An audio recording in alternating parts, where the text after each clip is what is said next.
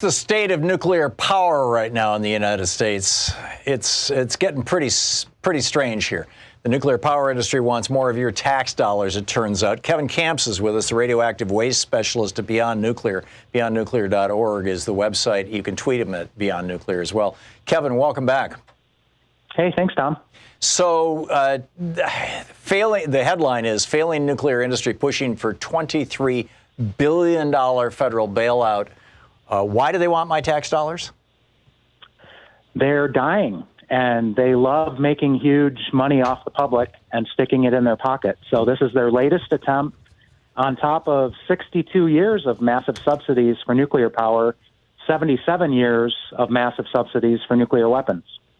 It's pretty incredible. Tell me about the economics of nuclear power right now, and all along. I mean, starting with Price-Anderson. Yeah, like you're saying, 1957, the Price-Anderson Act, this nuclear liability law, the electric utilities of this country would not touch nuclear power. The federal government had to pass this law. This was because they couldn't buy insurance, right? No insurance company would insure a power plant, a nuclear power plant. Exactly. I mean, look at what happened at Fukushima Daiichi beginning in 2011. Some figures are putting the recovery costs and the damages at well over $500 billion. I've seen figures of $700 billion to recover from Fukushima Daiichi. So, you know, this is challenging treasuries of governments, like in Japan. So, and the other big promise made in 1957, another unprecedented, unique subsidy in all of industry, was the federal government saying, we'll take care of your high-level radioactive waste, don't you worry.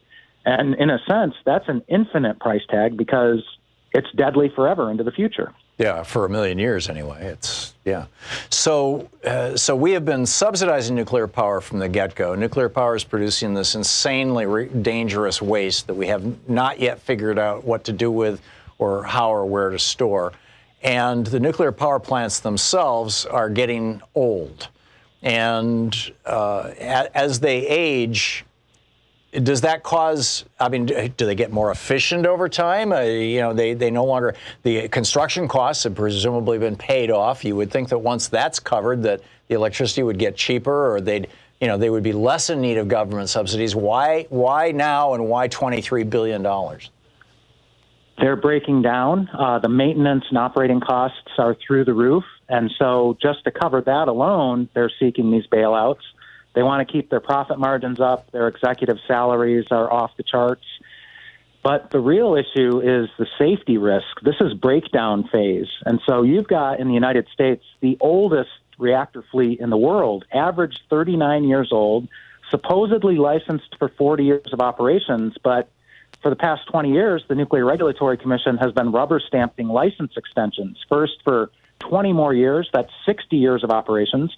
Now the companies are applying for 80 years of operations, even at Fukushima Daiichi twin designs like Peach Bottom, Pennsylvania, which just had an incident the other day. They tried to turn the reactor off, and it didn't hear the command. The control rods did not go into the core. Luckily, they had a second system they could use, but we're really playing with fire. This is uncharted risk territory. That's absolutely remarkable. We have seen over at the Interior Department, it's now being run by a coal lobbyist. The EPA is being run by an oil lobbyist. Maybe I have those reversed, but you get the point.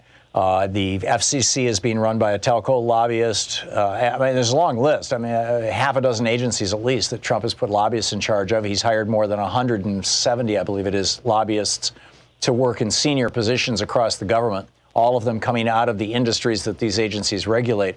Is the same thing happening at the Nuclear Regulatory Commission? On steroids. One of the new Trump NRC commissioners, Annie Caputo, is a former Exelon nuclear lobbyist. Then she was a top Republican staffer on Capitol Hill on nuclear power, and now she's an NRC commissioner. Who is the main beneficiary of these subsidies? Who is lobbying for these subsidies? Exelon Nuclear, the biggest fleet of atomic reactors in the country.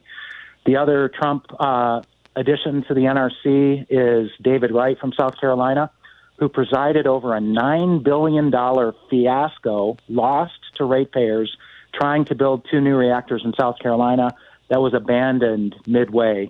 He was the president of the Public Service Commission down there. And the chairman of the NRC right now, Christine Zvinicki, who's been on the commission for 10 years, but Trump made her chairman, has never voted against the industry, not once. Amazing, amazing. And last question here, Kevin. We're talking with Kevin Kamps, the radioactive waste specialist at beyondnuclear.org. We're seeing these wildfires spreading across California again. The ones from the last fire season from last year caused such death and destruction that the lawsuits have broken PG&E. They are in or near bankruptcy right now.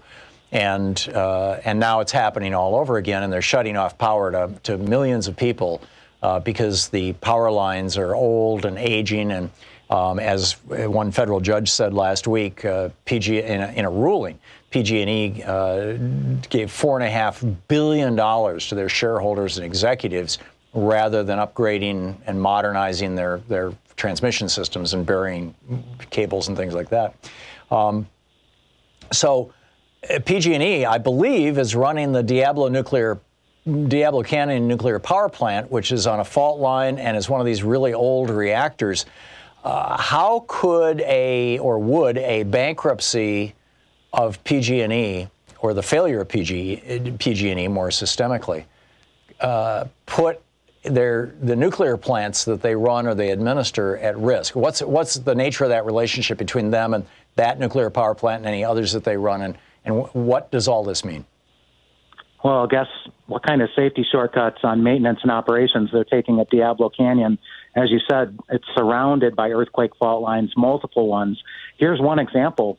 PG&E refuses to thin out, to empty, to lower the density of high-level radioactive waste in the storage pool at Diablo Canyon. There is lots of fuel in that pool that is cool enough to take out, put into dry casks, which is not safe, but it's safer than the pool. What they're risking is a pool fire that puts all of that radioactivity, all of that cesium-137 into the environment. It would be a mega catastrophe that could be caused by an earthquake.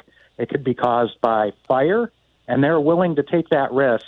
They're leaving that pool at the highest possible risk levels to save money, apparently. If that pool fire happened, would that be, I mean, put it in context, would that be like Chernobyl?